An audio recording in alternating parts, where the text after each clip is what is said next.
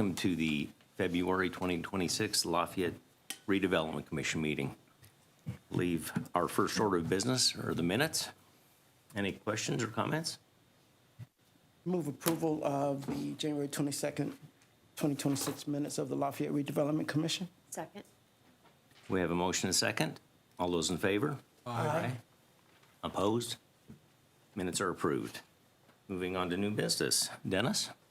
Yes, our first resolution here is LRC 2026-04. It's a declaratory resolution of the City of Lafayette Redevelopment Commission adding certain parcels to the McCarty Lane Southeast Industrial Expansion Economic Development Area and the allocation area and amending the economic development plan for the McCarty Lane Southeast Industrial Expansion Economic Development Area in connection therewith.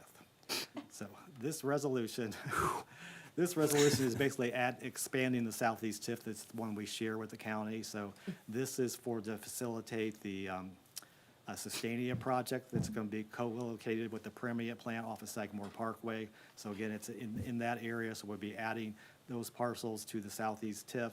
And then also it adds the project as well to the overall plan for the area. So I'm happy to answer any questions.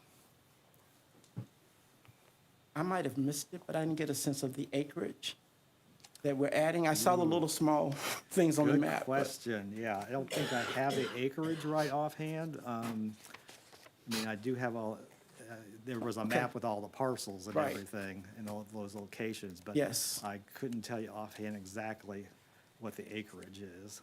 It's all right. Thank you. Anything else from the board? If not, I'll entertain a motion on resolution LRC 2026-04. Make a motion that we approve resolution LRC-2026-04. Second. Have a motion and a second. All those in favor? Aye. Aye. I need to abstain. I want to abstain. Okay. No problem, thank you. Next item, LRC 2026-05. And that is a resolution ratifying the purchase of real estate at 1701 Main Street.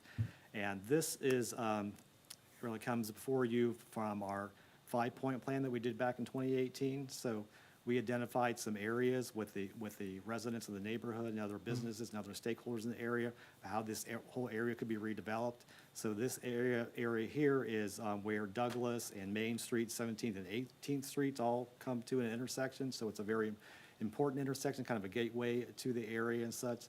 So this was identified as potential green space or a gateway, or maybe to actually continue the housing that's in the area. So there's some townhomes in that area. So there's different options for redevelopment. So this property has been vacant off and on for several years and been underutilized with the used car lots and things like that over the years. And it's vacant now, and the owner was interested in selling it to us, and we had the average of 3 appraisals, which is $105,000, which is the purchase price that we're under your consideration here. So happy to answer any questions that you have. That location's been hit several times because it's right on the corner there too. Right. I can see it going too. Yeah. Anything else from the board? We would entertain comments from the public if they have comments for us on this resolution. You have to come forward. Please step forward and share your name.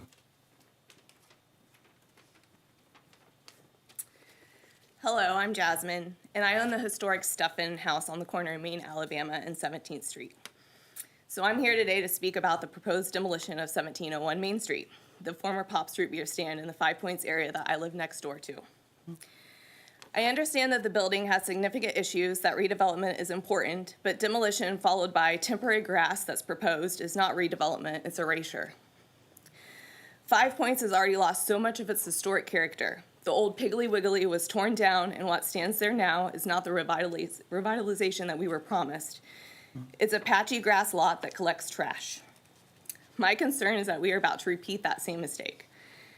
Pops is more than a deteriorating building. It's a landmark. It represents a piece of Lafayette's story, and in a neighborhood already dominated by rentals, where storefronts and historic details are slowly decaying, we should be looking for ways to preserve identity and not remove it. Apartments or townhomes on that site would also not blend naturally with the existing historic architecture of Five Points. And practically speaking, parking is already an issue in this neighborhood, with many homes serving multiple families. Adding a higher density housing without a clear parking solution would intensify that problem. Instead of demolishing and leaving a blank slate, I urge you to reimagine the site. Consider preserving the footprint of the original POP structure, but adapt it, such as creating an open triangular pavilion that's an ode to the original Pop's root beer stand, a gazebo-style structure with a roof and benches. Under the roof line, permanent signage could be installed that tells the story of the Five Points area. It could be made educational and intentional, go hand in hand with a historic fire museum that's just down the street. Instead of a neglected grass area, pavement could be removed and transformed into a true pocket park with fencing, shrubs, flowers, and thoughtful landscaping, something that really adds beauty and pride to the neighborhood, or something even like a food truck hub that other major cities have, where people could rent a spot and folks could enjoy some food right in the gateway to the city. Five Points doesn't need another patch of grass waiting on a future plan that never comes. It needs visible investment in its history. It needs thoughtful revitalization. We have an opportunity here to create something meaningful that honors the past while serving the present community. So I'm not asking that you don't purchase the property. I'm just asking that you explore adaptive reuse or memorial redevelopment options before making a permanent decision. Thank you for your time. Thank you. Thank you. Anyone else? Mayor? No, No comment? I'd just like to say for the record, I totally agree with everything she says. We just need to get on it. It won't be just a grass space. We'll do something decent with it, like down at 18th and Cassuth with all the roses, and we'll make it nice until we have a chance to meet with the neighbors, meet with the Columbian Park neighborhood, the other businesses around there to see what the long-term, I think Dennis just threw out housing just in case some kind of master plan or something. The original plan. But we are totally open to those types of things. The first step is to get control of it and then see how we can work with the neighborhood and how it might fit in to make it a cool gateway to the two neighborhoods. But the city does not own the other property where the Piggly Wiggly was. We own this property. I assure you, it won't just be, it'll be mowed, it will be landscaped, the trash will be picked up, just like down at Cassuth and Maine there by the parking lot where we've got the piece of public art out in front and the flower and the benches. We'll make sure we do something nice with it until we can determine what that long-term, maybe it should be a shelter, something with, about Pops, about the root beer there as a historical plaque or something. Those are all great ideas, which we'll certainly take into consideration. Just let us get it, make it nice for now until we can kind of work through all of those things. But I assure you, the city will maintain it and it will be very well kept. Mayor? Anything else? Yeah, from- again, I'll just mention all the items that I had talked about were in the original plan that was made with the neighborhood and the residents and such, but obviously this does give us an opportunity now to reimagine that and reengage with the neighborhood and see what we can do with it. Anything else from the audience or from the board? I would just like to say I applaud Jasmine for being here as a citizen and also being willing to speak as a citizen.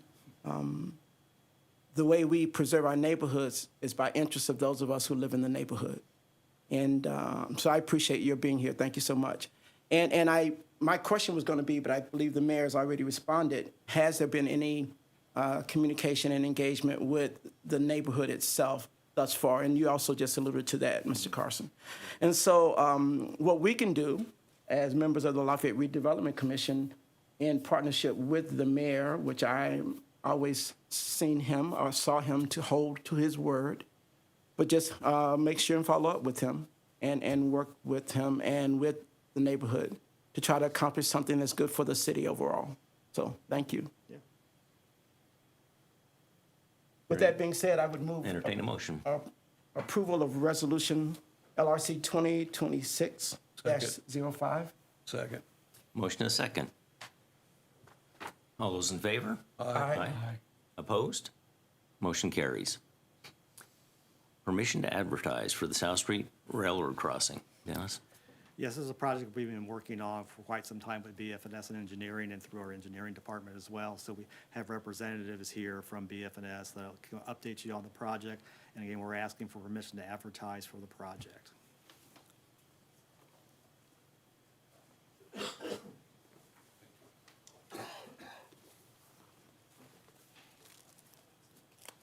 Good morning. My name is Jake Goodman. Thank I'm you. the project manager for the South Street Railroad Crossing Project. Colin's passing around an overall exhibit with an aerial background to kind of show the extent of the project in a singular view. If you turn to the second page, it gives more detail as far as the proposed improvements themselves. I can go through and give you just kind of a brief rundown of the scope of the project. So working from the west to the east, this will pick up from where the Sagamore Parkway project left off. So just west of the railroad crossing there, with the intent of reconstructing the roadway from that point on over to the Century Place intersection. And then from Century Place to Farabee, there will be the removal of the median wall, as well as some resurfacing in that area to allow for the drainage to drain to the outside of the roadway, because right now it's crowned to drain to the median. There will also be a raised median replacing that wall in between Century Place and Farabee. Some of the other improvements along this corridor will be, like I had mentioned, full depth reconstruction of the pavement, as well as raised landscape medians, trail on both sides of South Street on over to the Century Place intersection. It will not continue east of the intersection as part of this project, as well as curb ramps, improved signalized intersections. One other thing to note is at Hammond Drive, there will be a dedicated left, signalized dedicated left turn lane added as part of this project. That required some widening of South Street towards the south in order to create space for that to be provided. So there will be a signalized left turn lane at Hammond Street there. It will restrict movement on Hammond to be a right out only. So there will be no crossing to go westbound on South Street from Hammond Drive. They would have to turn right and go over to the Century Place intersection. Some other improvements include enclosed storm sewer, as well as curb and gutter. This is kind of setting the stage for the urbanization as we go east from this project. So I know one thing to point out as well is with the new signals, the city desires to put up cantilevers with mast arms, so rather than strain poles. So again, it's just kind of setting the stage for the improvements that'll come as that stretch of road is improved. Any questions?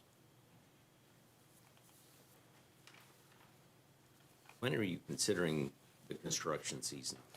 Yes, so right now the plan is to advertise at the end of March with the hopes of bid letting at the April Redevelopment Commission. And then we would, we've already coordinated a special meeting to happen on the 30th of April to award and issue the notice to proceed. So we would expect that construction to begin in May. And right now, we're looking at an intermediate completion date of August. So the bulk of the construction would be over the summer months. There will be a fairly long lead time for the signal poles, so there could be some delays there as far as the final completion of the signals. But there's plans in order for that to function while that time is still underway. Trying to get most of it done while Purdue's gone. Yeah. Good idea. Board? Any questions, comments? Well, Mr. Carson will know that I've mentioned this railroad crossing to him several years while I've been on the Redevelopment Commission. So I'm looking forward to the project being completed, as it's a part of my traffic pattern on a daily basis. And one other thing to point out regarding the railroad, we have Yes. obviously been coordinating with them. They're driving the How's that schedule.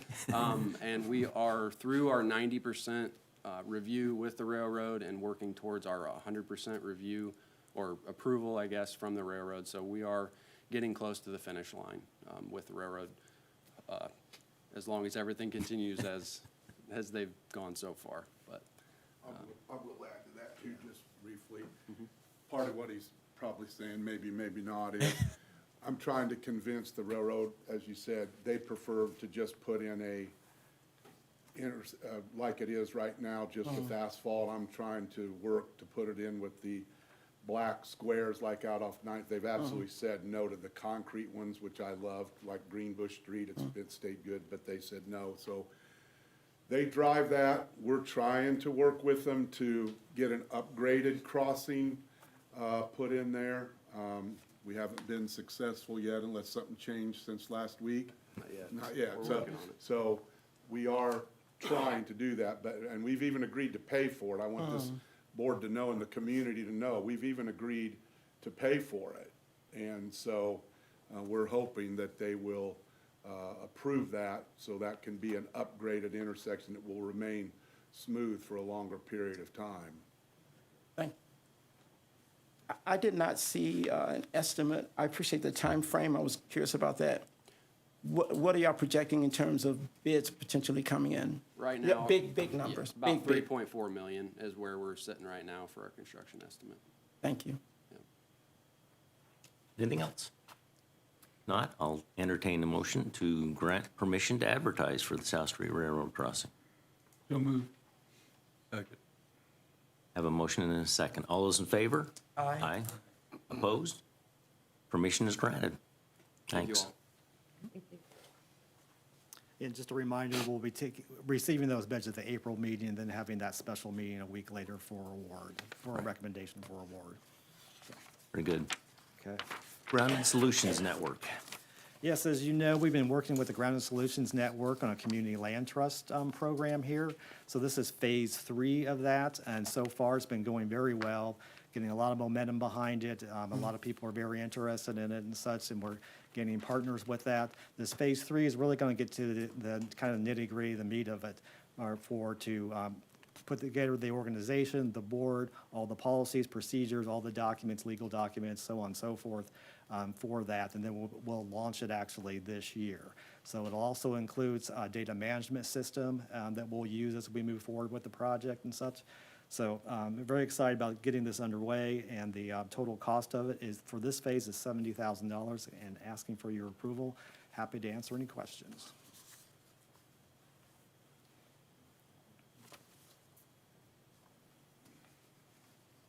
Questions or comments?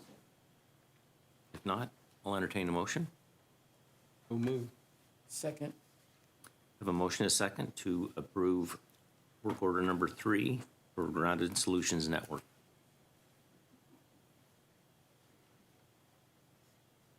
All those in favor? I was thinking about that. All those in favor? Thinking about me, I know what you're thinking about. You're not alone. Keep me in suspense, huh? All those in favor? Aye. Opposed? Motion carries. HWC Engineering. Okay, this is for the Poland Hill Improvement Project, and this is amendment number 1 for phase 2 of the project. Jeremy Grenner is from our city engineer. I'll bring him up and he'll explain the project, and we also have representatives from HWC Engineering as well. Good morning, everybody. I just want to give a brief background of how we got to this point of supplemental number 1, and then we'll allow Ben to spin it with HWC to talk a little bit more about the supplemental itself. The original contract was dated September 28th of 2023, so it's been a little over a couple of years since you've heard from us on this project. It included surveying and land acquisition and railroad coordination and public engagement, and road design and bid document development for the reconstruction of Poland Hill Road from Beck Lane, where we're planning a mini roundabout intersection, through the S-curves, and just north of the S-curves we were gonna stop. That was gonna be phase 1 of this project. That portion is around 75% designed now. We've had one public outreach meeting.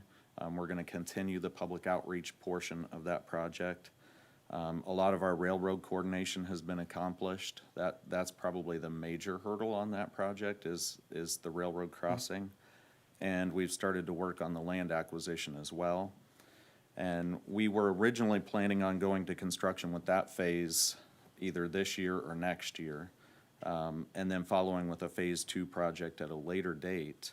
And through consultation with the mayor and with others, we're getting ready to go to construction this year and next year with South 9th Street from Veterans Memorial Parkway up to Amelia Earhart's, about Amelia Earhart School. And we don't want to be under construction with these two north-south corridors on the south side of Lafayette at the same time. So we've decided to not to phase the project, but to construct it as one project from Teal Road to Beck Lane, the entire stretch.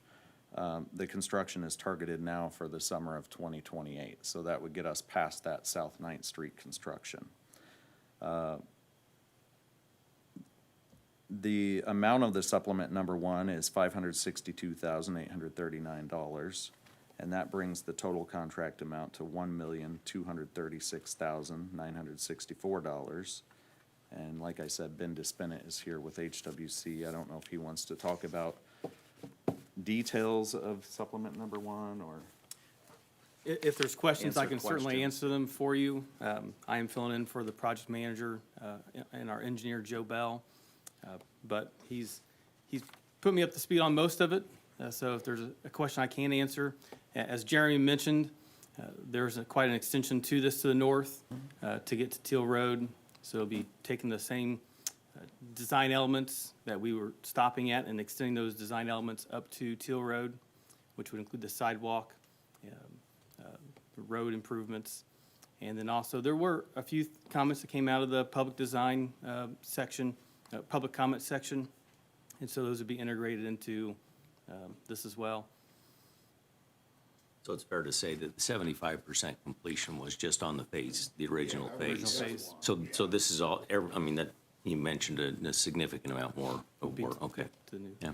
That was on phase 2, this for phase 2, and it's, as Jeremy said, we've got about 75% of phase 1, and we even Yeah. did some property acquisition that Jackie worked on for us, and we've got the property up at Beck Lane that we need now to build the roundabout and everything, so that's coming along well, and with the time that they talked about, we had to push it back, closing both those roads and some other projects that's taken place. This would allow us to get this next phase done, and then we can do it all at the same time. And as you know, if you're familiar, as you go back down, we've got to get down that hill towards Till Road. You've got the grade, the topography on both sides of the road for when you're looking at the sidewalk and trail. My guess is there'll have to be some retaining wall work in there probably also. So it's a fairly complex piece, so this gives us time to get that done, make sure we get it done right, make sure we have those additional outreach meetings with the neighbors, tie the two pieces together, get South 9th Street done, and then be able to move right into this project and construct it all as one project. So we feel the timing will work well, and this will give them a chance to do that. And we'll probably get a better project doing it all at once like that, one mobilization, one crew doing that, and go from there. So we would appreciate your support on this.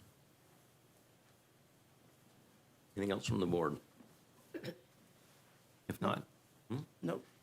I'll entertain a motion on the HWC Engineering change order number 1. We'll move. Second. Motion is second.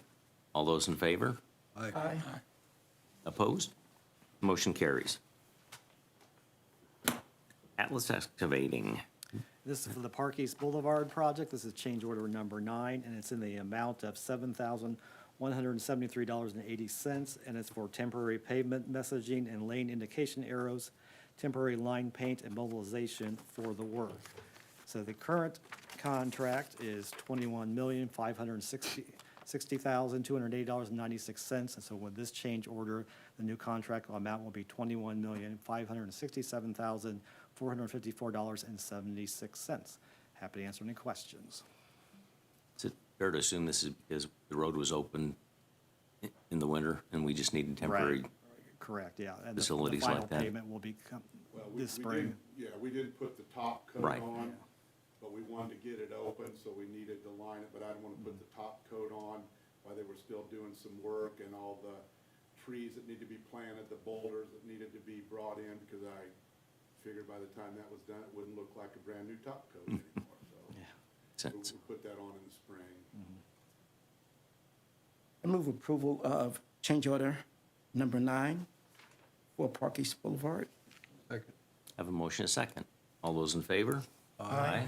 Opposed? Motion carries. Thank you. Now we have our director's report. Yes, and as you know, we've engaged MKSK for a plan to look at the farmer's market area.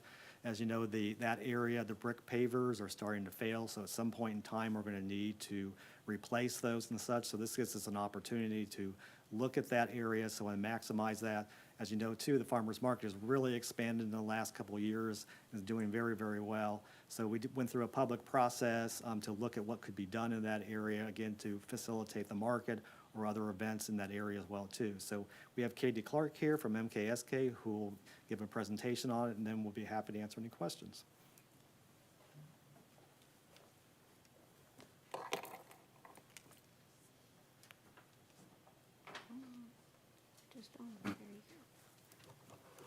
Dennis, can we try to push that and angle it back? So people are kind of on both sides. Oh, you got it. There you go. Not too far.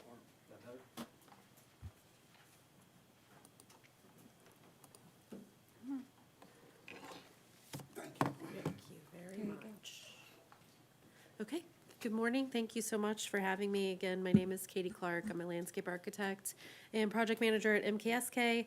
I'm happy to be last on the agenda, but not come and ask for money or any real action. I'm here to share good news and great graphics and really just kind of a summary of our process and kind of where we ended up and hopefully planting seeds for the future.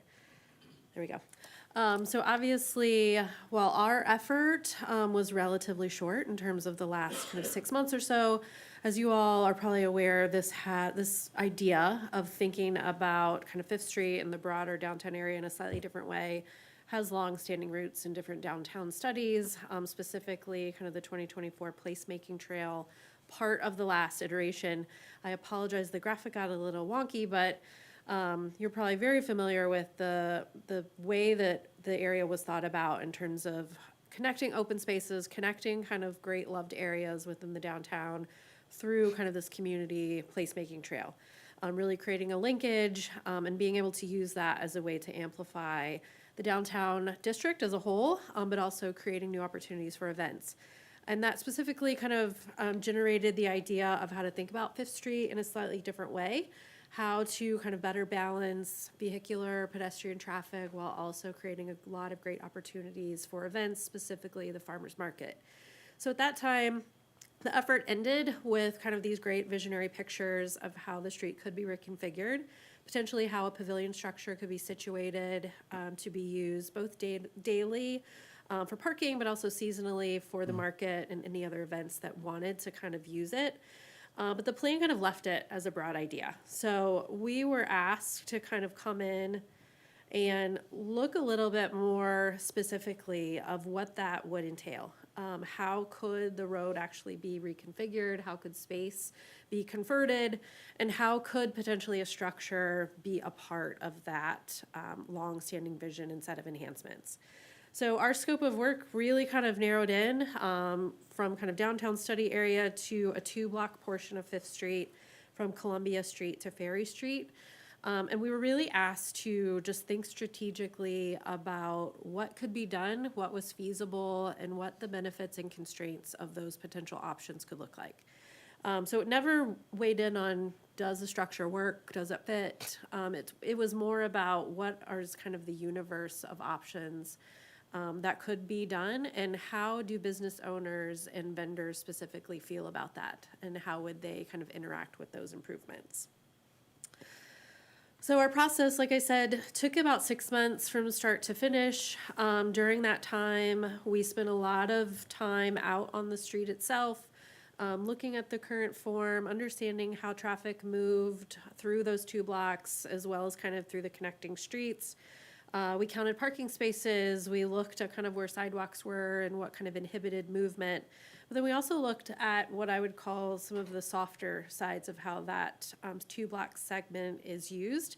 Not only daily interactions with how people move in and out of businesses, how patios play into kind of that sidewalk environment, but how do events function? How are tents set up now? How is access blocked off?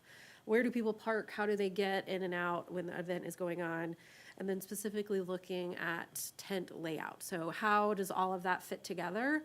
So we could understand the current state of how this 2-block section was used, both daily and seasonally through varying events. We paired that kind of just our understanding of what we were seeing and kind of how we saw things unfolding. We paired that with some kind of light stakeholder engagement. So this did not include kind of a big kind of public facing effort. We did it more strategically through a survey distributed to the farmers market vendors. And then with Dennis's help, we did door-to-door kind of interactions with business owners, really asking them to fill out some information around what do they like about the street now, what do they think is really useful to them, and what would they change if they could kind of have free reign. So we asked them all about not only kind of overhead structures, but how they viewed parking, how they felt it was utilized, and what they think they needed for their particular business or their particular tent, what would be helpful for them in the long run. So in addition to the survey, we did some small group discussions throughout our process, and in total, I think we had about 40 individuals participate, and just giving information that we could continue to use. They were all very excited about what could be for the future, and gave us some great parameters to think about as we started to move into a conceptual design process. So all that input, all those findings started to funnel how we could think about the roadway itself, how it could be kind of reinvented, if you will. And I'll remind you that our task was not to nail down on one specific design recommendation. It was really to test what could be possible and what those kind of benefits and constraints could be. So we started our kind of design effort by creating kind of a list of priorities, reminding ourselves, well, what's important to the community, the business owners, the event, programming, all of that. And it really came down to 4 things, not surprisingly. Vehicular access, it has to remain a road. We toyed around with kind of, do you close it off seasonally, daily, what does that look like? But at the end, we came to the point of it needs to remain functional. There's a lot of reasons why, deliveries, business access. So we wanted to keep people safe and efficient moving through there. Not only in cars, but also as pedestrians, making sure kind of space for them was provided and prioritized. And then we layered in kind of more of the placemaking, community-specific elements in terms of making this street comfortable. And that comes through canopies and not necessarily a structure, but that could be plantings, that could be just the sense of feeling that something is kind of above you. And then, again, thinking about how events could benefit from what these enhancements could be. Second to that, we created a set of guidelines. So as we move through kind of a testing, if you will, of what kind of design could look like, we gave ourselves some set parameters in how we wanted to dimension things like a vehicular lane. How small could we go? What would that consistently look like? So for each one of the 6 items, we really kind of created a guideline that we stuck with throughout the duration to just keep kind of things high level, keep things kind of consistent with what the community would define as kind of desirable when it comes to a travel lane or a parking space and minimum distances for walkways. And so all of that kind of culminated in kind of our end document, which we'll be delivering to Dennis next week, and I'm sure he'll be able to kind of share for further comment and review. But we landed with 3 specific kind of sets of recommendations or ideas that could be kind of the stepping stone for any future work. And I'll go through those quickly here in a minute, but what we tried to do is not just pair it with, here's a great idea, but we wanted to provide some case studies for reference. And those case studies are shown kind of in the spread view you see on the screen. We gave specific locations so that if a project were to continue moving forward, there's kind of a reference point. There's a set of information that anyone could go back to understand materials, amenities, what it took to get that project off the ground and completed. We tried to kind of capture all of those great ideas in both imagery and kind of specific sets of recommendations. We also paired each one of those scenarios with that set of analysis against those 4 primary goals. So each one shows up a little bit differently depending on kind of how we look at dimensions and placement, and you'll see how those kind of shift here in a minute. But we tried to kind of rank them, if you will. How does this design impact the way vehiculars move? Or how does it kind of create more comfort or more space for pedestrians to move in and around the streetscape? So again, we didn't culminate with kind of a definitive recommendation, but we're testing these ideas and showing what the trade-offs or the benefits could be to that 2-block area as a whole. So if we spend just a couple of minutes looking broadly at kind of where our design process ended, we have, like I said, the 3 different views. Largely the portion from Main Street to Ferry remains the same in all 3. That section's a little more constrained, so if we start there, we really work to kind of just tighten up some dimensions. Narrowing down the vehicular lanes to kind of a tolerable limit gives a little bit more space that we can give back to the pedestrian environment. Maybe widen kind of where trees are just slightly. So that section likely wouldn't change too much just because it's so narrow in between kind of the building faces. But where we can start to see a lot more dynamic change is from Columbia to Main. So in this first iteration, we really just started with what is there now and how could we kind of clean up or refine that environment to best maximize all 4 of those categories, if you will.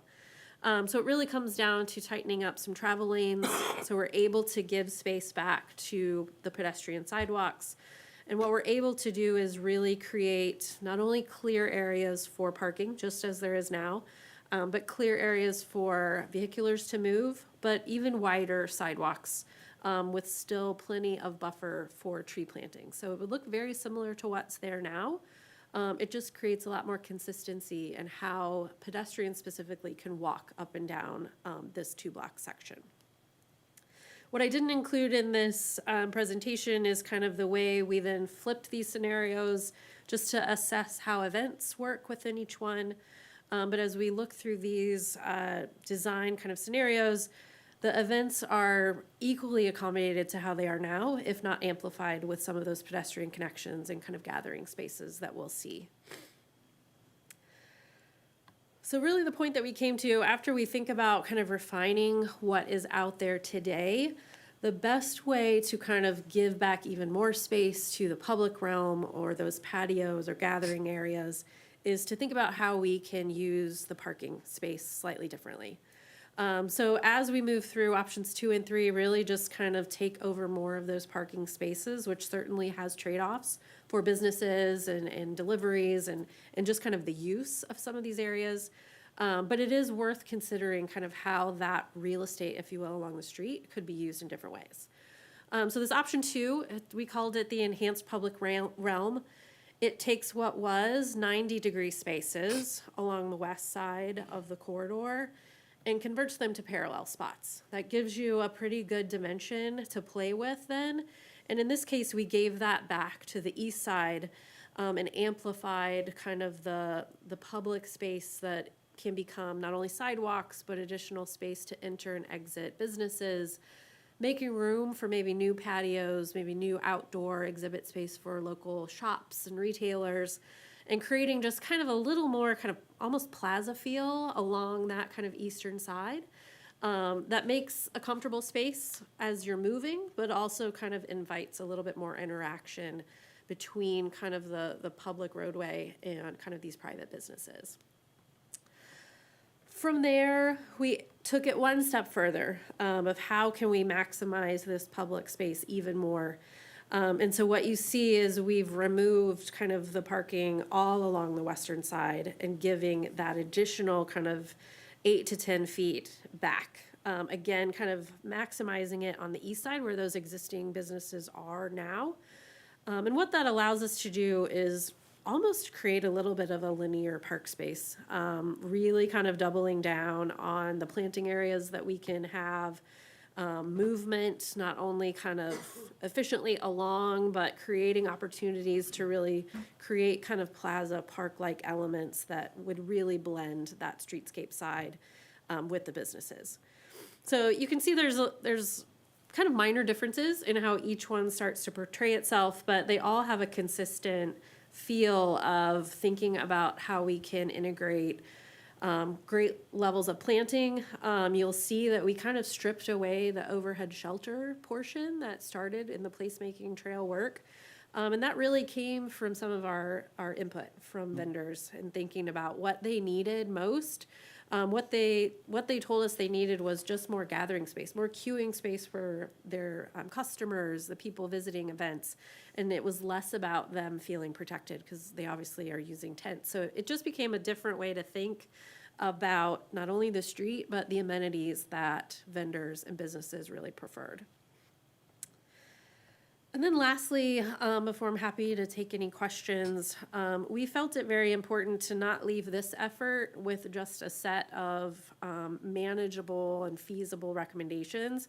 We wanted to give a little bit more intel on how you as a board or the community itself could think about moving any one of these ideas forward. So we certainly ended our effort by generating a lot of questions. Just a lot of unknowns that would go into each one of those design scenarios and how that would impact them.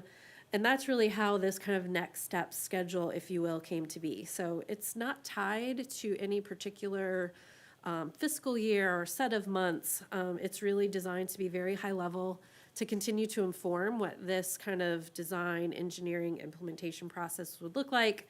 One of the big things we came to find out is we just need to know a lot more information about specifically what is underneath that street, and how all of that would play into what improvements would look like.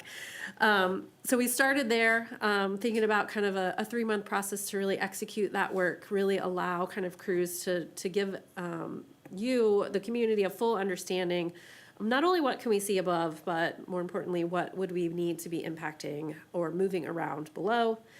And then that starts to pair with what a traditional design schedule could look like. So taking those tested ideas, moving them forward, integrating public outreach on a broader scale to really understand not only what this kind of micro community, if you will, wants to see, but what's the rest of the community interested in? And how can we integrate their ideas and aspirations into this process as well? And then lastly, kind of thinking about the most important part is how would you pay for what these improvements look like? We've identified kind of a couple key moments in this overall process of how to think about that. Not only how to quantify what these design enhancements could look like or should look like, but thinking about, well, just because we say it's important, does that budget fit in with what you as a community can support? So that kind of early budgeting process, moving then into more of kind of a strategy development as design progresses to think about how could that be delivered, how could those funds be generated, looking at different grant opportunities, just really kind of thinking critically about how to kind of pool those funds. And then lastly, kind of moving into more of a procurement and implementation, advancing kind of the work so that it could be constructed. So all of that is kind of summarized within our document. As I said, Dennis will get it next week. Happy to share it with you as well. But happy to take any questions. I know it's kind of a broad overview on a lot of big ideas that could happen. Yeah, hopefully it's exciting. I find it very exciting. I don't have any questions. I'm glad. I don't have Anybody a else? question. I'm glad to hear the street is not going to close. I was just really curious about that from the start and how the mayor and all of the elected leaders would handle that. So that doesn't happen anymore, I see. It's interesting that you have, You know, that's an interesting question, though. Some places love that. I mean, I have people go to cities all the time, they come back and say, oh, their whole main street's closed for blocks and blocks, and people just walk, and it works for them. It's just depending on your community and Right. what people want and how they view that, and obviously, she did a fantastic job with all of this and got a lot of input to try to make sure that we're doing this transparently and that we're doing it right for everybody, and she is, that was a fantastic job and presentation. Yes, a lot of information. Thank you. Yeah, thank you. Also, interesting about public restroom, because I doubt that we have public restrooms anywhere downtown, right? I don't No. think so. I don't- Unless I'm- I think No. there's access in a building. Well, oh, at the deep, Yeah. but it's not open all the time, right? Not open all the time. And Right, during the farmer's okay. market, they have temporary. Sure, Yeah. sure. Yeah, but- Yeah, so I just found that interesting in Yeah, in her we did report. hear, that came from the stakeholder discussions, through the vendors, specifically the business owners. People come in and ask to use their Right. restrooms. Yeah. So whether that kind of would move forward, we wanted to create a space for it to show that it does fit, if that, it can be supported moving forward. We tried to identify the best place for it. But yeah, a lot of that just came from what we heard from the community. So as a bystander to this board, I'm appointed by the TSC just to sit here, no vote. But I'll say I appreciate, and I'm sure the board appreciates, the fact that you went above and beyond a little bit and put a time frame in there for the construction and, you know, worked into how it can be funded. We're in the process right now of some major expansion and renovation, both to Harrison and McCutcheon, and it's always left off the time frame.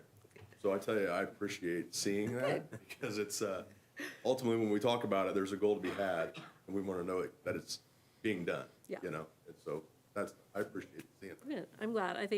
I know from our standpoint, we appreciated it, not only as a tool for you, but we always find it important to show how not only our design process flows, but how it needs to be integrated with public input, and the various kind of budgeting financial portions. They're not standalone steps. They need to be kind of done together.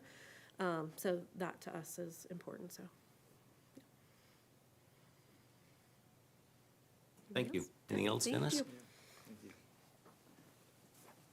That's the end of your report, Dennis? Yes. Double checking. That leaves us, brings us to claims. Any comments, questions? If not, Jim? There's no questions. I make a motion that we approve the claims totaling $1,334,395.72 today, February 26, 2026. Second. Have a motion and a second. If there are no other questions, all those in favor? Aye. Opposed? Claims are approved. Thank you. At this time, once again, we'd like to open the floor up to public comment if anyone has anything they'd like to share with the board at this point. Not seeing any movement. Entertain a motion to adjourn. So moved. Second. All in favor? Aye. This meeting is adjourned.